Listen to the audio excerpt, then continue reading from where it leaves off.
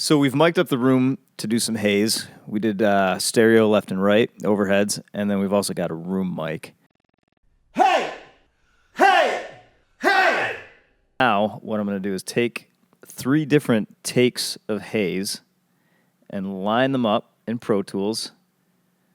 So I'm just going to scooch these over a little bit. I'm eyeballing it here intentionally because I think the imperfections in the timing add to the chorusy effect.